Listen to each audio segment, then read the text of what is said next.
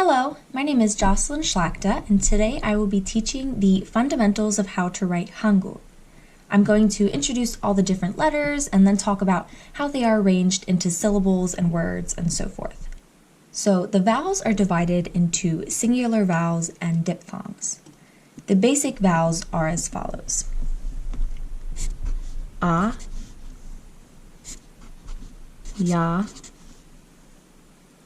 Y,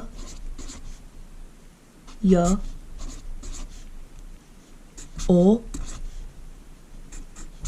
Yo, U, U,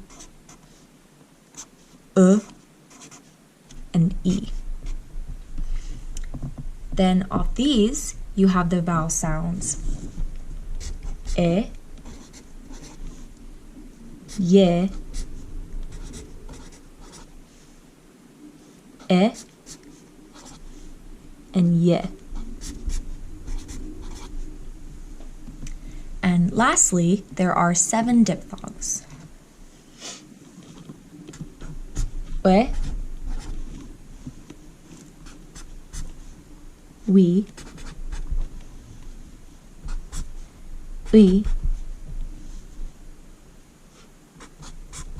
wa, wo,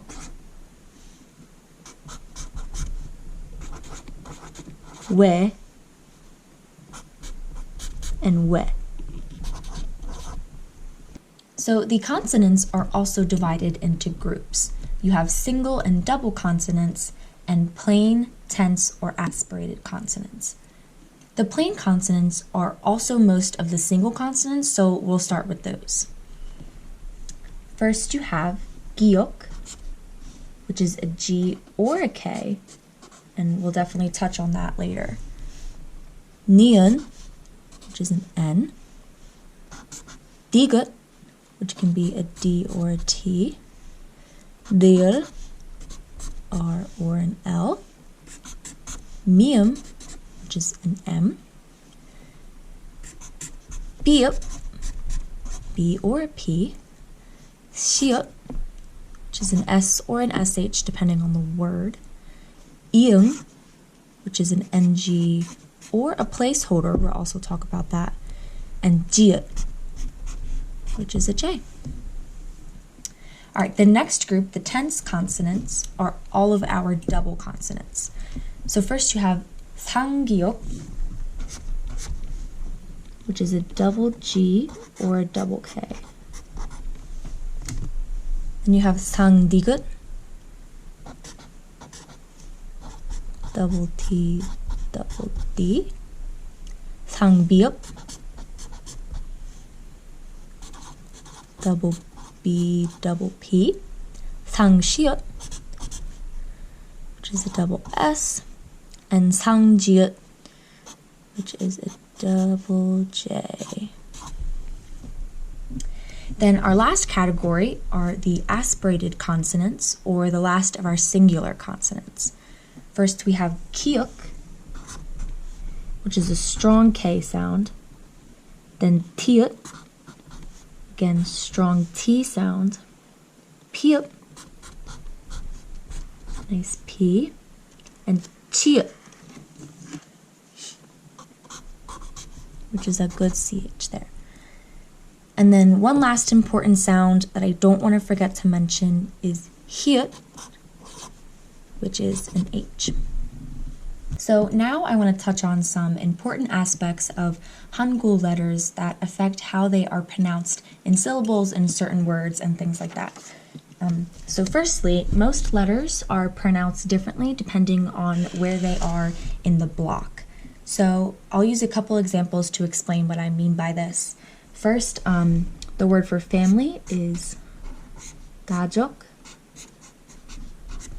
And you can see that in this word, the giuk is used twice, one in the beginning, one at the end. But at the beginning of the word, it's pronounced more like a G, ga, and at the end, it's jok with a K. Which is why earlier I wrote G/K or D/T for some of the letters, because depending on where they are in the word or in the syllable block, they can be pronounced differently. Another good example of this is the word for meal, or more specifically even rice. It's bap, but you can see biup used twice here. At the beginning, it's like a b, ba, and at the end, a p, bap. So the second thing I want to touch on here is that all vowels have placeholders.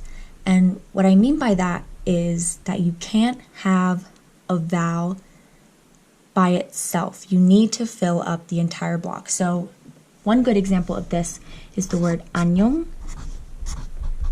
which can just mean like an informal hey or goodbye, but it's pretty informal. But you can see the a vowel written right here at the beginning, and then neon and the rest. But the a cannot stand by itself. You can't just write an like that. It needs to have a placeholder at the beginning so that you're using that entire block. There's no empty negative space. You wouldn't just write it like that. You need a placeholder, which is why earlier for the iung, I wrote ng/placeholder. But also you can see this is a good example because if the iung is at the end of the syllable, it's pronounced like an ng, which is how you get an. This doesn't sound like anything. Nyong, 안녕. Another good example of this would be the word for mother, which is 어머니. 어머니. You can see in the beginning, the first sound of this word is 어, but you need the placeholder, so you write iung, 어머니. All right, and the third thing I want to touch on that's really important, and I drew out these blocks to hopefully make things make more sense, is that Hangeul and Korean words are written in quote-unquote blocks. So I'm going to use a couple examples here. The first one will be the word for dining table, which is 식탁. So I have two different blocks here. Shik needs to take up the whole block, and tak. So you can see how, since the gyuk is at the end of both of these syllables actually, it needs to take up both of those squares. And these two that are at the top are taking up one square respectively, and I say square in quotes. Another great word is the full version of 안녕, which is 안녕하세요, which is the word for hello. So we'll start with this, 안녕, which we know already. Take up the whole block square, and then ha, se, yo.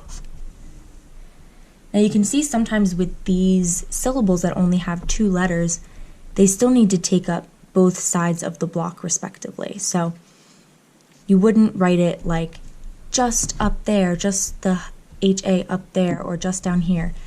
It's all block formation and it all needs to fit. The last little example I have here is for the word photo, which is 사진. 사진. Again, just making sure that all the letters fit in the block.